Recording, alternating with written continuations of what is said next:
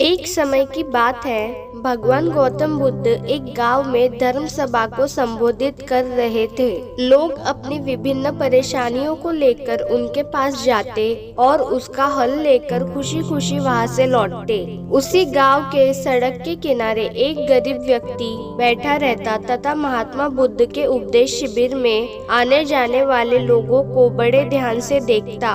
उसे बड़ा आश्चर्य होता कि लोग अंदर तो बड़े दुखी चेहरे लेकर जाते हैं, लेकिन जब वापस आते हैं तो बड़े खुश और प्रसन्न दिखाई देते हैं। उस गरीब को लगा कि क्यों न वह भी अपनी समस्या को बुद्ध के समक्ष रखे। मन में यह विचार लिए वह भी महात्मा बुद्ध के पास पहुंचा। लोग पंक्तिबद्ध खड़े होकर अपनी समस्याओं को बता रहे थे। जब उसकी बारी आई तो उसने सबसे पहले महात्मा बुद्ध को प्रणाम किया और फिर कहा, बुद्ध, इस गांव में लगभग सभी लोग खुश और समृद्ध हैं, फिर मैं ही क्यों गरीब हूँ। इस पर बुद्ध ने मुस्कुराते हुए कहा, तुम गरीब और निर्धन इसलिए हो क्योंकि तुमने आज तक किसी को कुछ दिया ही नहीं।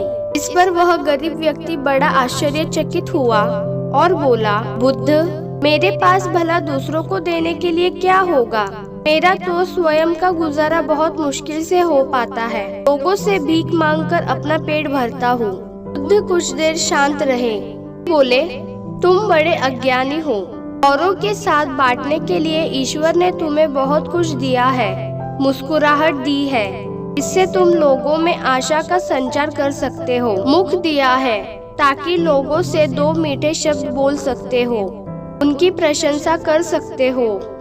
दो हाथ दिए हैं, लोगों की मदद कर सकते हो। ईश्वर ने जिसको ये तीन चीजें दी है वह कभी गरीब और निर्धन हो ही नहीं सकता। निर्धनता का विचार आदमी के मन में होता है, यह तो एक भ्रम है, इसे निकाल दो। कभी भी मन में निर्धनता का भाव उत्पन्न न होने दो, गरीबी अपने आप दूर हो जाएगी। बुद्ध का संदेश सुनकर उस आदमी का चेहरा चमक उठा और उसने इस उपदेश को अपने जीवन में उतारा, जिससे वह कभी दुखी नहीं हुआ।